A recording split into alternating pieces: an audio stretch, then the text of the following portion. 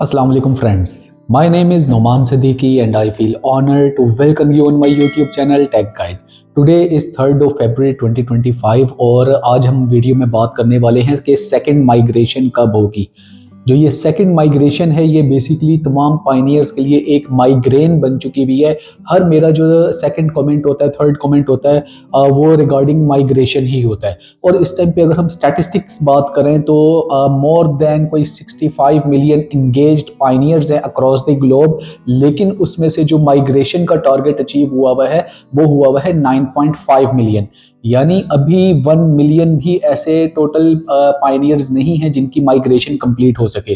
तो बहुत ज़्यादा लोग जो हैं वो इस एम्बिग्विटी में हैं कि पता नहीं जब मेन नेट लॉन्च होगा तो उसके बाद जो ये बैलेंस है ये ट्रांसफ़र हो पाएगा, माइग्रेशन हो पाएगी, या जो उनके जो टोकेनोमिक्स का मॉडल आने जा रहा है कहीं उसमें ऐसा तो नहीं होगा कि उनके ये जो कॉइन्स हैं ये ज़ाया हो जाए। तो आज मैं आपको ये इस वीडियो में सारा जो सिस्टम है माइग्रेशन से रिगार्डिंग ये थोड़ा सा आपको समझाने वाला हूँ, और फिर हम इसमें बात करेंगे कि कौन सी ऐसी प्रिवेंटिव मेजर्स हैं जिनको हम अडॉप्ट कर सकते हैं और हमारी जो सेकंड माइग्रेशन है वो प्रोसेस में आ सकती है बड़ा ईजीली।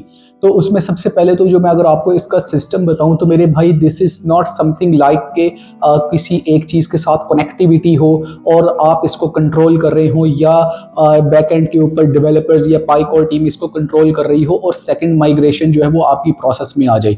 सेकंड माइग्रेशन का जो प्रोसेस है ना ये बेसिकली जैसे आपको पता है कि एल्गोरिदम वर्क करता है। एल्गोरिदम जो है वो एक आर्टिफिशियल इंटेलिजेंस बेस्ड जो है एक सिस्टम होता है जहां से इसने चूज एंड पिक्स जो वॉलेट्स की है वो इसने ऑटो करनी है। इसको कोई भी मैनुअल आप इसमें नहीं कर सकते। तो ये जो सेकंड माइग्रेशन है अक्सर हम देखते हैं कि कुछ लोगों की माइग्रेशन हो गई है, कुछ लोग जो उनसे पहले के केवाईसी पास्ट हैं लेकिन माइग्रेशन नहीं हो पा रही है।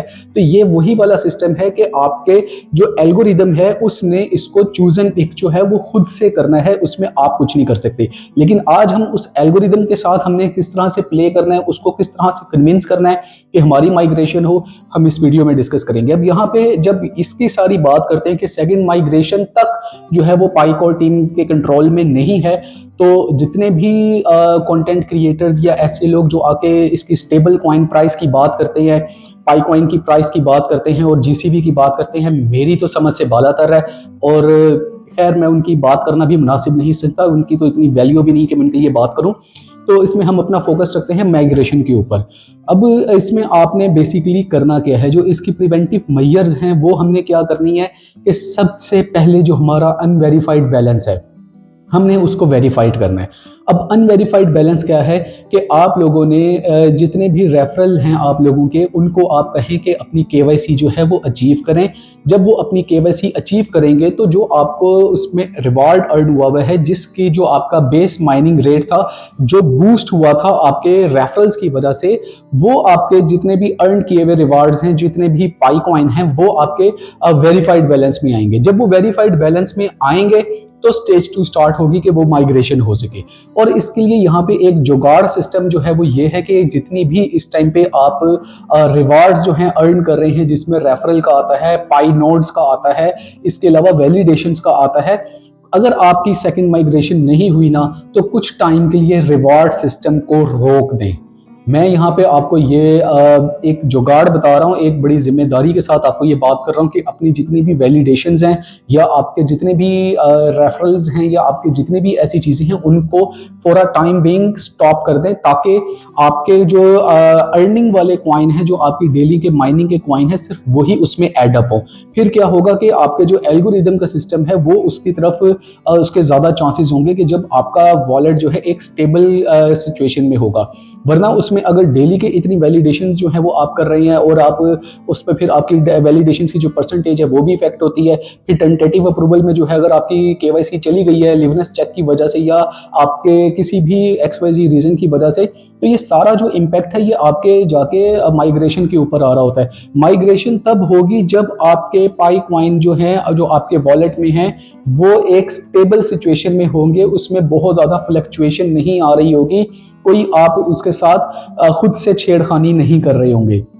तो ये एक ऐसा सिस्टम है जहां से आप जो है अपने कॉइन जो है वो बड़ा टाइमली इसको अपने माइग्रेशन जो है उसको अमल में ला सकते हैं। वरना इसके अलावा आप जितनी भी कोशिश कर लें, आप इसको कोई जुगाड़ लगाने की कोशिश कर लें, तो ये भी something like an lockup settings है कि जैसे आप लॉकअप की सेटिंग चेंज नहीं कर सकते हैं, इसी तरह से आप माइग्रेशन के प्रोसेस को भी ऑटो नहीं कर सकते। लेकिन ये जो मैंने आपको प्रिवेंटिव मेजर्स बताई हैं दो, अगर आप ये कर लेते हैं तो वहां से क्या है कि चांसेस हैं कि एल्गोरिदम जो है वो आपके वॉलेट को चोज एंड पिक करे और आपके जो है माइग्रेशन का प्रोसेस स्टार्ट हो सके।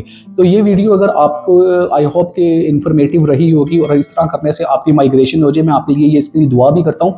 तो ये अगर आपको अच्छा लगे और आपकी अगर माइग्रेशन हो जाए तो नीचे कमेंट सेक्शन में आके लाजमी बताइएगा कि इसके करने का आपको कोई बेनिफिट हुआ भी है या नहीं। और अगर आपको बेनिफिट हो तो इस वीडियो को अपने आगे फर्दर कम्युनिटी में ज़रूर स्प्रेड करें ताकि ज़्यादा से ज़्यादा लोगों को जो है इससे फ़ायदा हो सके।